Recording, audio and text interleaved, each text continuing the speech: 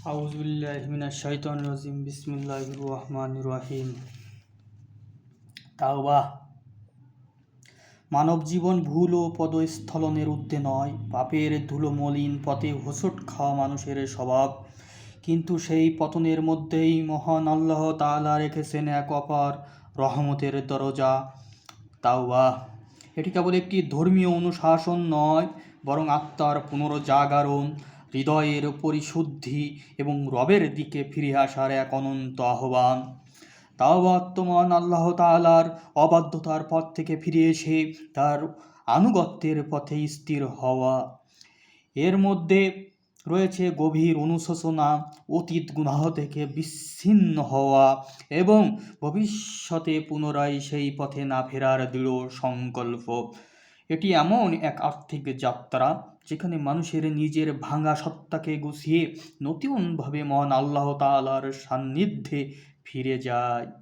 মহান আল্লাহ তাআলা বলেন, হে মুমিনগণ, তোমরা আল্লাহর কাছে খাঁটি তাওবা করো।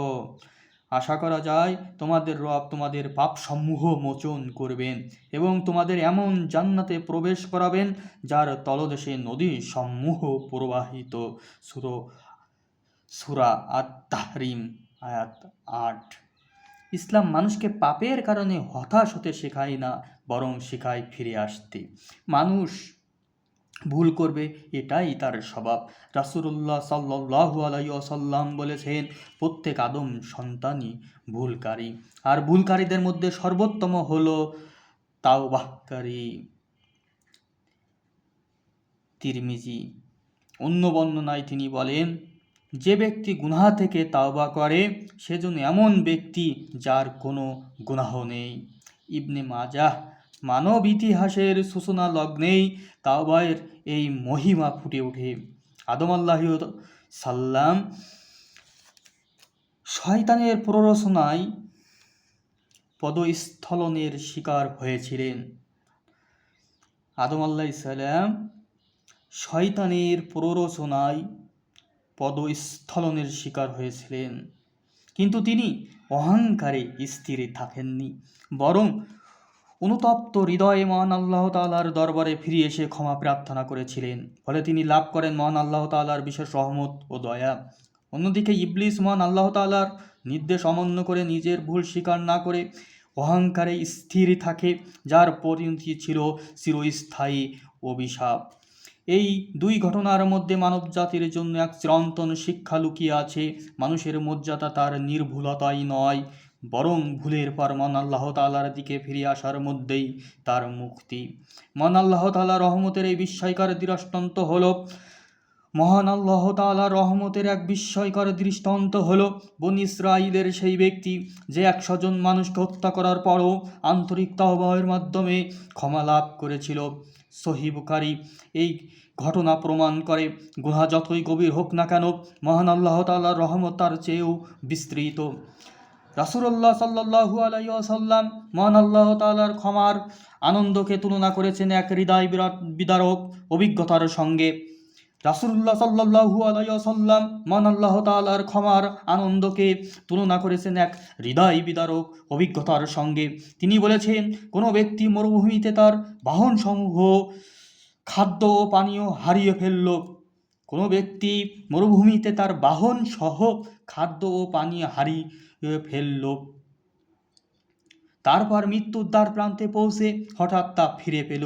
সে যতটা আনন্দিত হয়, মহান আল্লাহ তাআলা তার বান্দার তাওবার কারণে তার চেয়েও অধিক আনন্দিত হন। সহিহ বুখারী। কোনো ব্যক্তি মরুভূমিতে তার বাহনসহ খাদ্য পানীয় হারিয়ে ফেললে, তারপর মৃত্যুর দ্বার প্রান্তে পৌঁছে হঠাৎ তা ফিরে পেলে সে যতটা আনন্দিত হয়, মহান আল্লাহ তাআলা তার বান্দার তাওবায়ের দ্বারা তার চেয়েও অধিক আনন্দিত হন। সহিহ বুখারী। এক বর্ণনা এসেছে, ইবলিস ঘোষণা করেছিল সে মানুষের অন্তরে কুমন্ত্রণা দিতে থাকবে। এক বর্ণনায় এসেছে, ইবলিস ঘোষণা করেছিল সে মানুষের অন্তরে কুমন্ত্রণা দিতে থাকবে যতক্ষণ তাদের প্রাণ থাকে। তখন মহান আল্লাহ তাআলা ঘোষণা করেন, আমি তাদের জন্য তওবার দরজা খোলা রাখব যতক্ষণ তাদের প্রাণ থাকে। অর্থাৎ জীবনের শেষ মুহূর্ত পর্যন্ত মানুষের জন্য আশার আলো অবশিষ্ট থাকে। মুসান্নাফ ইবনে আবি সাইবা। তাওবায় সবচেয়ে বিস্ময়কর দিক হলো মহান আল্লাহ তাআলা শুধু গুনাহই ক্ষমা করেন না, বরং কখনো সেই গুনাহকে নেকিতে রূপান্তরিত করেন।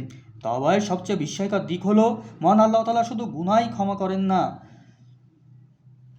বরং কখনো কখনো সেই গুনাহকে নেকিতে রূপান্তরিত করেন।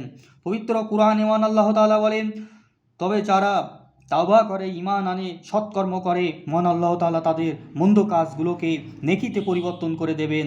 আর মহান আল্লাহ তাআলা অত্যন্ত ক্ষমাশীল, পরম দয়ালু। সূরা আল ফুরকান আয়াত নম্বর 70। এ এক অপার করুণা যেখানে মানুষ অতীতের শুধু মুছে যায় না, এ এক অপার করুণা যেখানে মানুষের অতীত শুধুই মুছে যায় না, বরং তার নতুন আলোয় সূচনায় রূপ নেয়।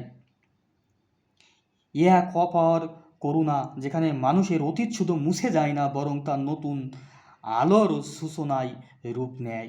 তাই কোনো গুনাহর জন্য মানুষ হতাশ হলে চলবে না, বরং তাওবা তার নতুন জীবনের দরজা। আমরা যারা গুনাহগার, আমাদের হতাশ হলে চলবে না, বরং তাওবাও আমাদের জীবনের দরজা। এ দরজা হলো নতুন জীবনের দরজা। হযরত আলী রাদিয়াল্লাহু তাআলা আনহু বলেছেন, হযরত আলী রাদিয়াল্লাহু তাআলা আনহু বলেছেন, বান্দা যদি বারবার গুনাহ করে এবং বারবার তাওবা করে, তবে তার কর্তব্য হলো মহান আল্লাহ তাআলার দরজায় ফিরে আসা অব্যাহত রাখা। কারণ তাওবা অব্যাহত থাকলে শয়তানি একসময় নিরাশ হয়ে পড়ে। মহান আল্লাহ তাআলা বলেন, নিশ্চয় আল্লাহ অধিক তওবাকারী ও পবিত্রতা অর্জনকারীদের ভালোবাসেন। সূরা আল বাকারা 222 নম্বর আয়াত। মানুষের জীবন জুড়ে রয়েছে নফসের দুর্বলতা, দুনিয়ার মোহ এবং শয়তানের কুমন্ত্রণা। তবু মুমিনের পরিচয় তার পতনে নয়, বরং পতনের পর উঠে দাঁড়ানোতে। মুমিনের পরিচয় তার পতনে নয়, বরং পতনের পর তা হতে উঠে দাঁড়ানোতে। সে যতবারই পথ হারায় ততবারই ফিরে আসে তার রবের দিকে। এই অবিরাম প্রত্যাবর্তনই তাওবা, যা মানুষকে অন্ধকার থেকে আলোর পথে, হতাশা থেকে আশার পথে এবং দূরত্ব থেকে নৈকট্যের পথে নিয়ে যায়। শেষ পর্যন্ত তাওবা হলো সেই সেতু যা বান্দাকে তার রবের সঙ্গে আবার যুক্ত করে।